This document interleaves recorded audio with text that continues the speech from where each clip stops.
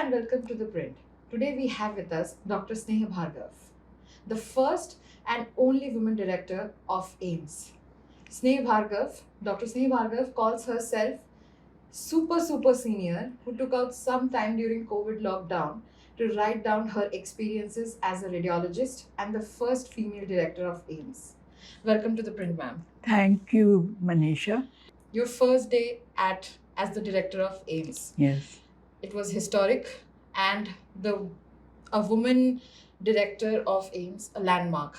You were getting appointed as the director of the AIIMS, and you get the news that former Prime Minister of India, uh, Mrs. Indira Gandhi, was assassinated. What was the situation like?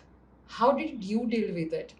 And what was the first thought that came to your mind when you heard this news? Well, I knew that the institute, though Mrs. Gandhi had approved my appointment, but since AIIMS is an autonomous institution or an autonomous body, they have an institute body which has to formally, write make the appointment, though Mrs. Gandhi had approved it.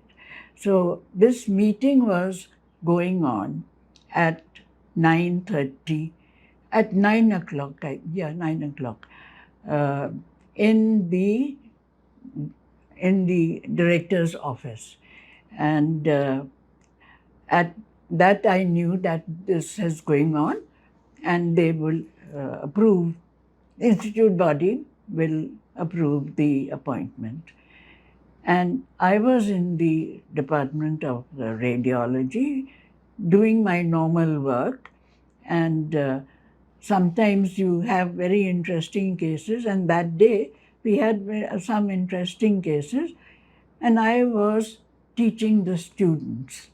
So I was doing that, and a radiographer came running to barged into my room, which normally they didn't do, but he says, the Prime Minister has come. So I said, no, how can the Prime Minister come unannounced? It cannot be. There's something amiss. So and casualty where Mrs. Gandhi had been brought was a few steps away from the Department of Radiology. So I thought, and I was also at that time chairman of the Hospital Management Board. The radiographer told me that the medical superintendent he had seen running to the casualty because Mrs. Gandhi had come. So I said, there's something wrong, MS running to casualty and no information to me, it's not normal. Because I and the MS had agreed that I would receive 3 people: the President of India, the Prime Minister, and the Health Minister. The residents who are in casualty, they were all sitting around the table, 2 of them who were on duty. And I said, where's the Prime Minister? So they pointed a finger like this to a trolley. And there, a trolley which didn't even have a sheet on it, because when they brought Mrs. Gandhi there are 2 gates to get to casualty, and one is always kept closed only for VIPs to come, the other is everyone comes. This driver of, it was Dhawan's car, and he only knew this gate, and that was locked. He banged the car against, opened the gate, and came in. There was a trolley outside casualty. They just, Dhawan and Photezar picked her up, put her in the trolley, and she was in the casualty. And when I reached, and this is Mrs. Gandhi, and I saw her, all blood all over the place and bullets on the trolley falling down. And I said, have you called anyone? I asked them. They said, yes, we called the surgeons. So within a few minutes, two surgeons arrived from the theatre. And I asked them, can we do anything? So one of them said that we can try, put her on the heart-lung machine and see if she would respond. We did the quick examination, and so I said, then what are we waiting for? Let's go. And the first thought was that let's put her in a secure place. So the operation theatre to me seemed to be the most secure place where normally we don't let anyone else go in. And I thought soon there'll be, I mean, it's a national tragedy, and soon we'll have people pouring in. So I was wanting to make sure. So I told the MS, I said, run and hold the lift while we just get her there. Because it was morning time and lifts are busy, OPDs are running. So he ran, held the lift, and we quickly took the trolley and put her up in the operation theatre. And I told the surgeon, it's your responsibility now while I see what else I have to do. So I then came down to my office, and I rang up the director who was at the meeting. So signing your appointment letter. Yes. Yeah. So I rang him up and said that Mrs. Gandhi has been shot, and we have moved her up to the operation theatre. This is for your information. The health minister was also at the meeting because he's the chairman of the institute body. So naturally, they abandoned the meeting and came. So my appointment was not signed, right? And they came to the hospital. So when they came to the hospital, the health minister saw me and the director, and he told the director, her appointment has not been signed yet, but please work together. So we said, don't worry, we will work together.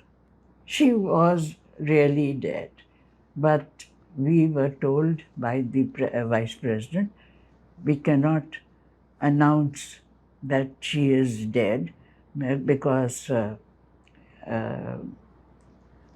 it's absence of a prime minister. So until Rajiv Gandhi comes back, because the Congress party vice chairman was Rajiv Gandhi, the Mrs. Gandhi was the chairperson. So unless he comes back, and please, we do whatever you all have to, but don't announce anything. So naturally, I wasn't going to announce anything anyway, but at that time, I also needed help from these people so that, and whatever help we required politically, the health minister was there. So they discussed, and the surgeons were, Mrs. Gandhi was B negative. B negative. And we had, by protocol, only 2 bottles of blood in stock. So, and the 2 bottles finished in a few minutes. They were pouring, they were injecting here, and it was coming out here. And MS got busy because B negative blood not much, not available. So the O negative are universal donors. So we got here, all hospitals in Delhi collected blood and pouring down, literally. So the surgeons told me that every time you just moved a little, bullets would fall out. Bullets would fall out. And the surgeon changed his operation theatre dress thrice during the period that they were trying to revive her. But it was really not something that could be done. But they put everything we did because it was necessary to do. Inside the hospital, things were all right. We just announced from the MS office that we are handling and please do not create any problems, look after your departments. That's what I told them. That was the first plan of action. And Dr. Tandon was managing outside all this, and I was handling Sonia. And Sonia got asthmatic attack also, and so I called her doctor. And what do you do if she has this? So he advised, and I called one of the physicians and just check. That's all. Dr. Bhargav, after this incident, you also mentioned this in your book. Yes. There were rumors that you will not be made the director of AIIMS. Yeah, that was going on. Yeah. Friends told me that now that Mrs. Gandhi is no longer there, you will not become the director. तुम्हारी signature तो हुए नहीं. And I said, go and meet Rajiv Gandhi. So I said, no, why should I? When the selection committee met, then I didn't talk to anyone. Why should I go? They said that how will a woman run AIIMS? So I said, if Mrs. Gandhi can run the country as a woman, I can run AIIMS as a woman. So I am not going anywhere. Who is they are you referring to? Who is they? Who they? My friends. Okay. Friends only. They said, go and meet someone.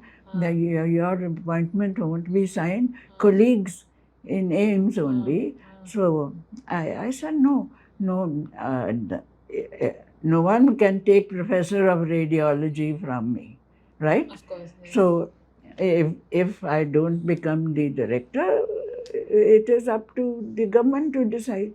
Who am I to decide? So I'm going nowhere.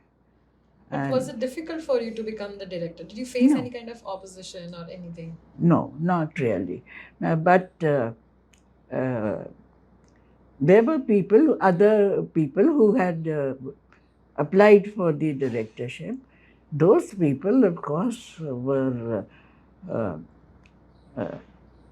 in the application form for the director, you needed 2 people to recommend you.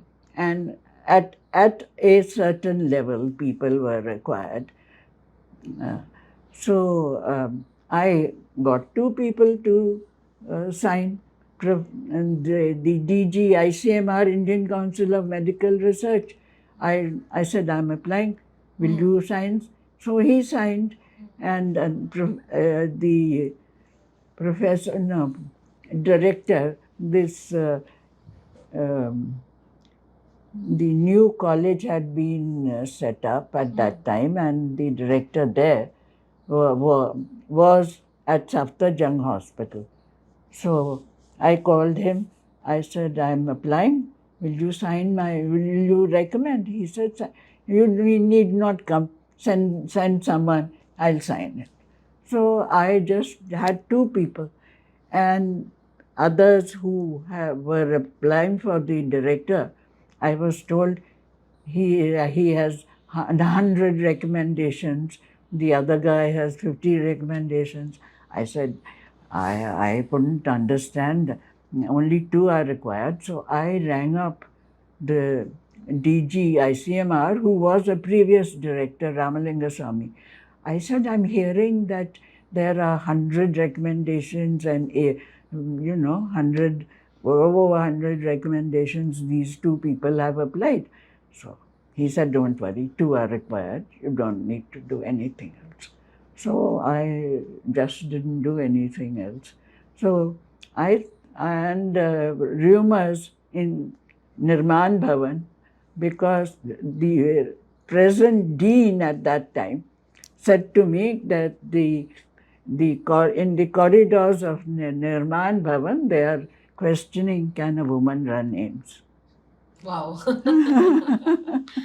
Ma'am, you just mentioned that how nobody can take away radiology from you. Mm. You also very passionately talk about radiology in your book. Mm. Uh, why did you choose to become like a radiologist?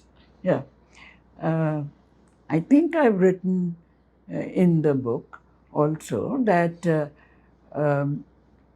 when I qualified for MBBS, after that, you do a house job. Now they call it residence. At that time, we were called house surgeons.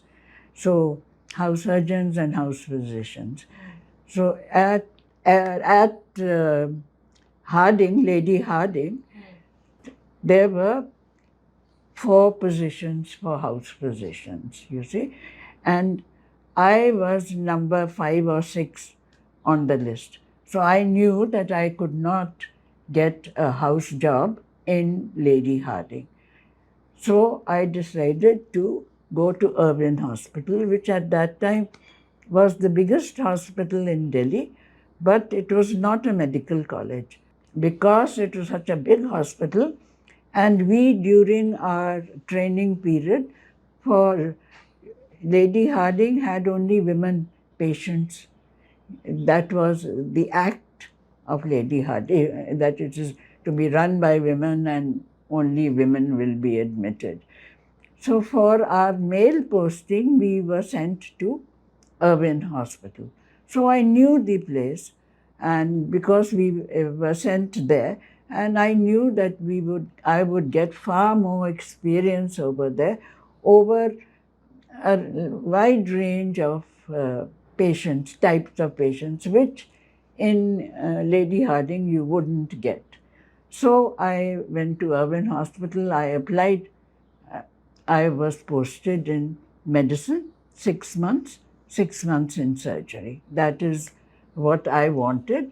And at that time, I didn't know that the prerequisites for training for radiology in the UK, you required 6 months of medicine and 6 months of surgery. So I had that. And I then had to decide after house job. I did a house job in medicine and later in surgery. Then I had to decide if I was, after the house job was finished, if I wanted to be a general physician or stop at MBBS or would want to postgraduate. So I decided I would want to be a postgraduate. So the post-graduation then was what subject? Medicine, surgery, gynae obs, ENT, and eyes. These were the choices that you had. What would I choose? So I did a SWOT analysis.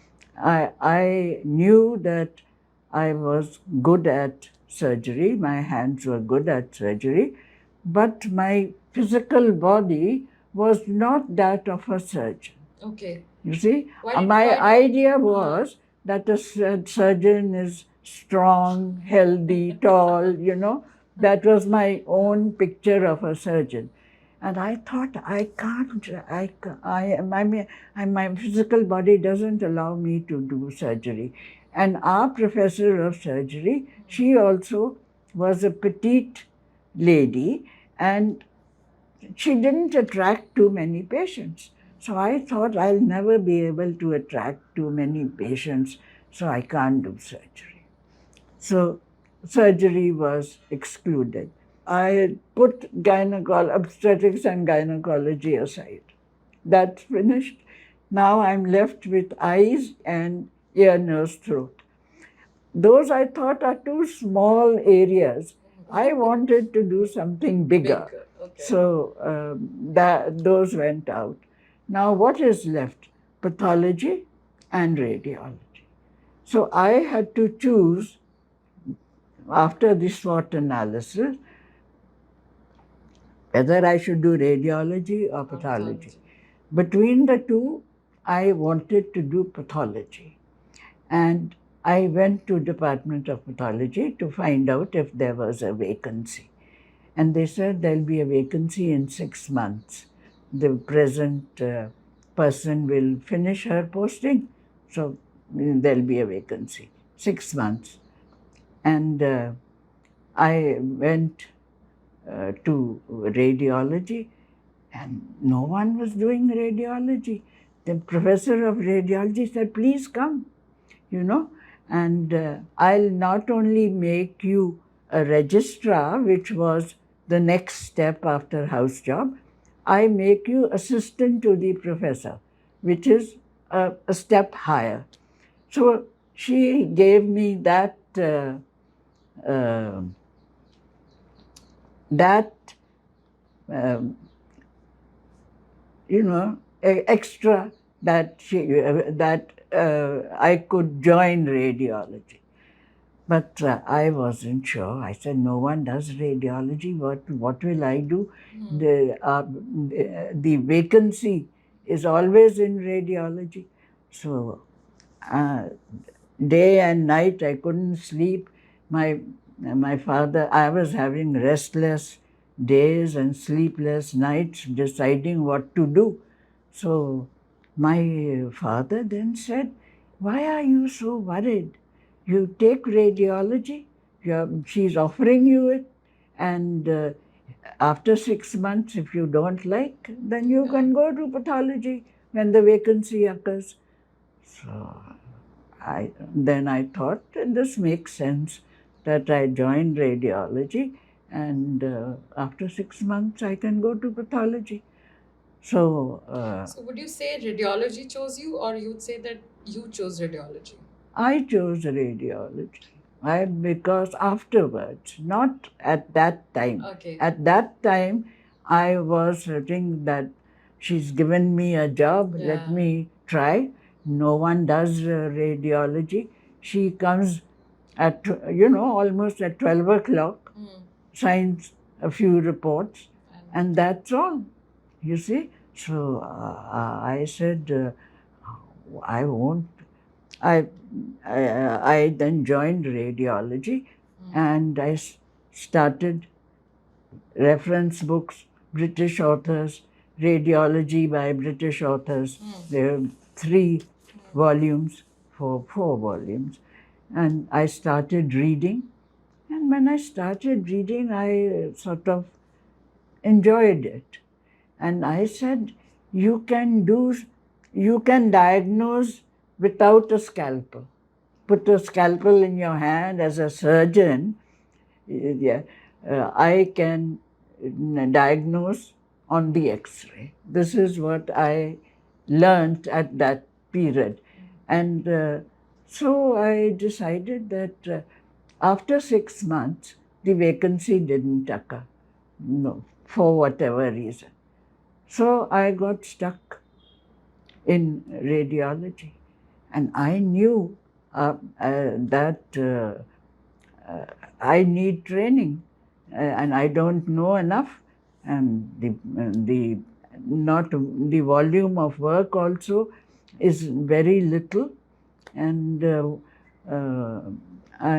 if I have to stay in radiology, and that also made me feel that from head to toe I can do diagnosis. So it's a wide field. It's not a small area like just the eye, just the nose. I'm doing every organ in the body I should be able to handle. So for that, I chose then stuck to radiology.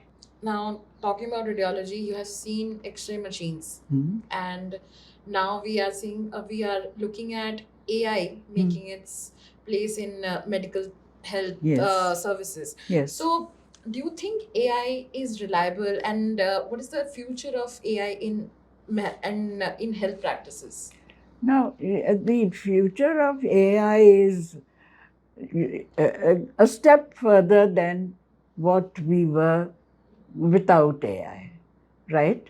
So, uh, and I mean, have just experienced a little because AI did not come when I was clinically practicing, but I know that you will be able to diagnose a little more than what your eyes can do. So that way, but uh, it's not all that it will 100% diagnosis. No. No, never. There is nothing called 100% diagnosis in AI. So, though you can use it, but you should use it selectively, not as a routine. You can't. Talking about radiology department, Yes. What was the gender ratio in radiology department, and how was your stint like? Yes. I at one time we were all females in the radiology department.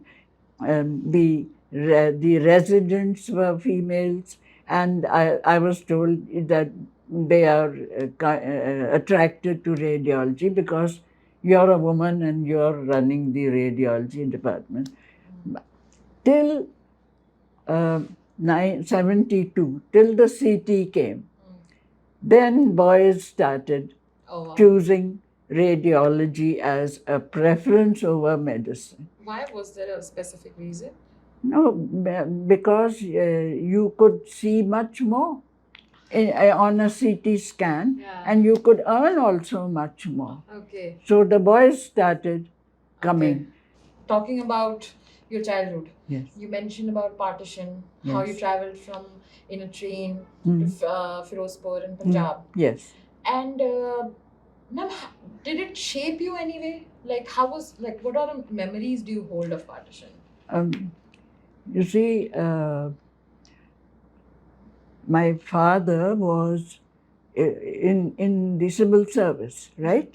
And we would be transferred from place to place. And my father was posted in Jalandhar in 1945, right? Till 47, he was in Jalandhar. Now, at that period in time, transfers were 2 years, 3 years. So it was 2 years, and 47, he got orders of transfer to Jhelum. Now, Jhelum was west, and it was certain that Jhelum would go to Pakistan. So my father asked the High Court that, why are you sending me to Jhelum? Because that's certainly going to be in Pakistan, and I have opted to serve in India. So don't, I should not be sent to Jhelum. But the High Court didn't agree, and they said, no, you must go. So my sister younger than me, 2 years, and the sister after her, 5 years younger, they too were sent to the Amritsar Sacred Heart School. So in the family at that time, it was me and my brother, one sister and one brother. Three of us were at the family. So we went to Jhelum. We were advised not to take every luggage to Jhelum because partition is going to happen anyway. So we took minimum stuff to Jhelum. And we went in, I think it was April, but I'm not very sure, but it was around that time. And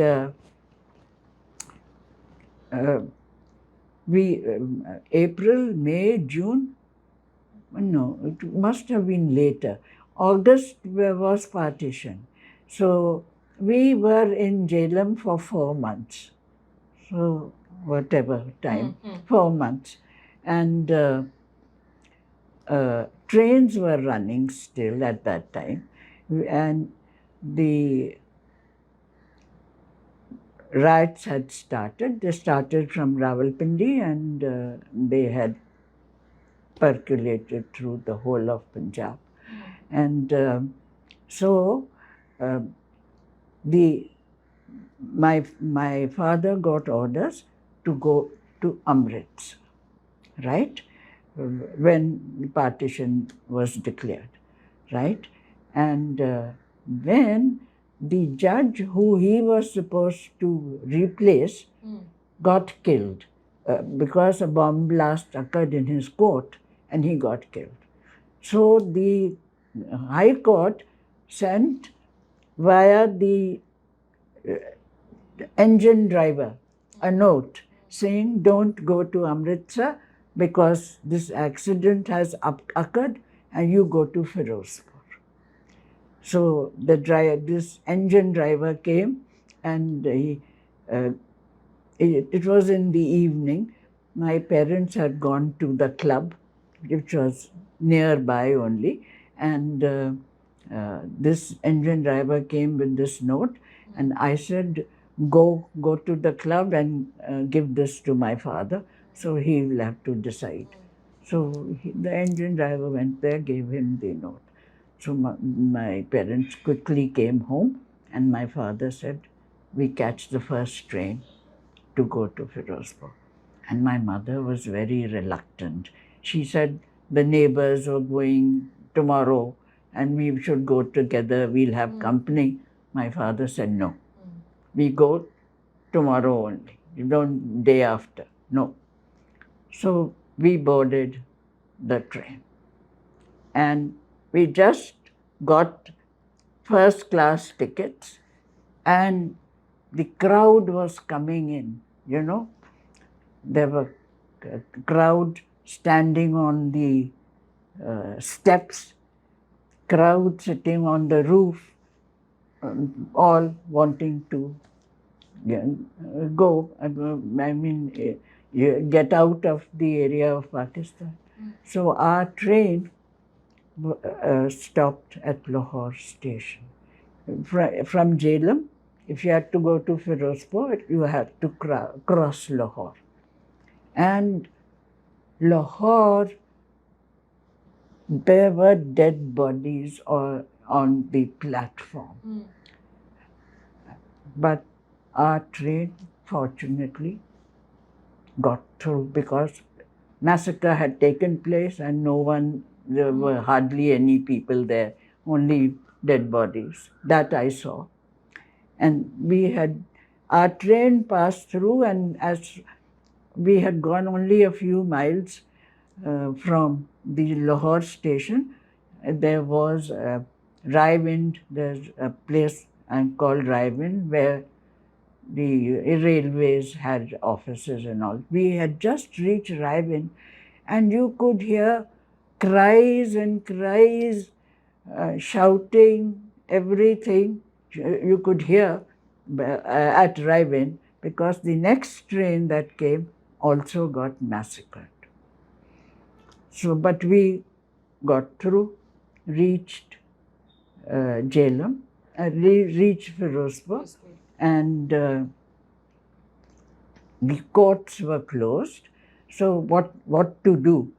So the government said then, please, courts are closed, you set up camps. So my father got busy in setting up a camp which would receive people who were coming from the Pakistan area, cross the border, set up a camp. So I used to go with my father to help the people who were coming in the morning to the camp. Here he set up a big camp, um, and I would go in the morning, and the people would give you stories of how they were massacred, and how women jumped into wells to protect themselves from being raped. And so raping was going on, shooting was going on, everything that should not happen was happening. I saw all that, and people who were crossing the border carrying uh, whatever they could carry. This is what I saw over there, and I was given some powder to, sprinkle in the camp where some were vomiting, diarrhea, all this was happening. So I saw all that, and at that time I thought I should really be able to help such people. So that made me think that I should become a doctor.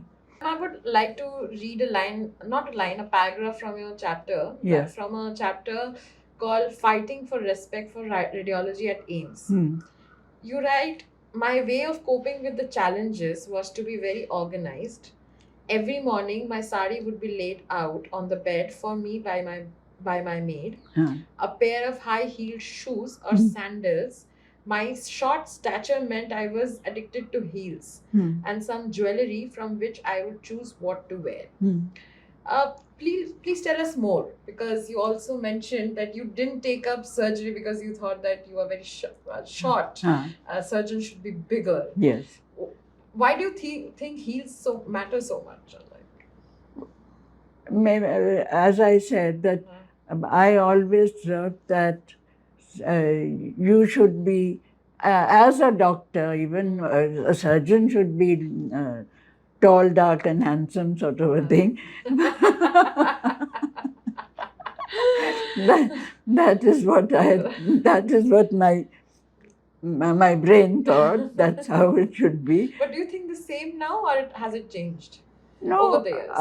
Over the years, I found so many short people doing so well. Yeah. The governor of Delhi, Dharamvira, was a short fellow, right? Other people, Dr. Padmavati, who was my role model, she wasn't at all she wasn't tall. And so I saw that being short, they didn't hinder my progress. But if you were a little taller, that was better. So that's why I was addicted to heels. Even now, I have a small heel, even at the way I dress. Yes. What prompted you to write this book now? Friends told me, write. Why don't you write? You have done so much. Why don't you write? I never thought I'd done so much. I always thought I'm doing my duty. If I chose to do medicine, then I must serve society. So I must do, and I did it passionately and consistently. So that while in radiology even, while you had to do clinical work, you had also to teach. So, and prepare the next generation. So, I thought it my responsibility to prepare the next generation. So that's why I did not go out to do private practice. I decided that I should be in academia, and that was inside me that I should do academia and not go into just clinical practice. That's why I joined AIIMS. Dr. Bhargav, one last question. You have been a doctor for more than 30 years. Yeah, 30, 60 years. 60 years. Okay, 60 years. How has the health infrastructure in India changed over the years? Now, I mean, I can't criticize the government, but the fact is that healthcare, when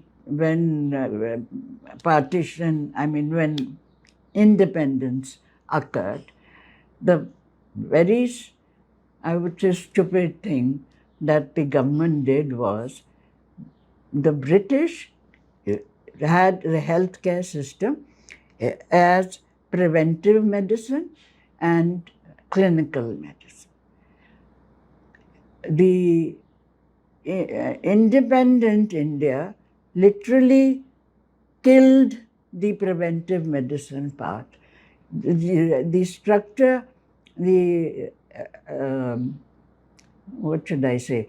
The structure of the government was a report given before partition. I have written it in the book. I don't remember the name now, but they set up a structure of primary, secondary, and tertiary healthcare. Government adapted that report. Government of India adapted that report, but the preventive part, like in a state, what you would have was a civil surgeon who will be the clinical part and a health officer. The health officer was the guy who looked after drainage, food, nutrition, all that was preventive medicine. The government of India did not cater to that line. It just killed that. There was no structure of a health officer. It was only clinical, you know. So the primary health care suffered. What we have done is that we killed primary health care, so we killed the general physician also, the family doctor. Now, why? Because we chose to do tertiary care, you know, and so what has happened now is that 2% of the people in our country can afford tertiary care. They can't afford. So, what does the 98% of people do who government has to look after? So, when you kill the primary care person and the people who are getting trained, they want to do what is present in the world. And today, with the communications that are available, if anything is done in UK or the USA, next day it's done in India. Previously, when we started, communications were not like that. So government, since they did not look after primary care in the early years, and there was no cadre where you could rise from from bottom to the top, everyone started going in for specialization. And specialization, only a small percentage can afford that specialization. And if we looked after primary care, most people get well with primary care. And we did not create a filtration system by which specialists could be protected. Anyone who has a backache doesn't go to a primary care physician. They go to either a neurophysician or an orthopedic surgeon. So what has happened? The poor man can't afford that. So specialization, though required, it has to be filtered. People must be look like the National Health Service in England, right? You can't go to a specialist straight away. Your National Health Service provides you a primary care doctor. But we didn't create that system. And now we are trying to do that. Now, of course, the government has changed. Their preventive medicine has institute. There's spread all over the country. Public Health Institute of Public Health. So now they are trying to do that, but that we lost time in not setting up a system of filtration where a general physician will look at every organ in the body, right? He depends, or she depend on their clinical sense, right? They don't depend on an X-ray or an ultrasound or an MRI. Primary care is that. And we have to develop primary care. And it has to be respected. Everyone, a general physician is not respected as much as a specialist is. Why? The general physician looks after you from cradle to grave. The specialist looks at an organ system, right? And can't do anything without technology. So medicine, from being a primary care clinical service, has become a technology service. You can't do anything without technology. Thank you, Dr. Bhargav, for speaking to The Print. Dr. Bhargav's book, The Woman Who Ran AIIMS, will be out on 24th May. Go get yourself a copy. Thank you.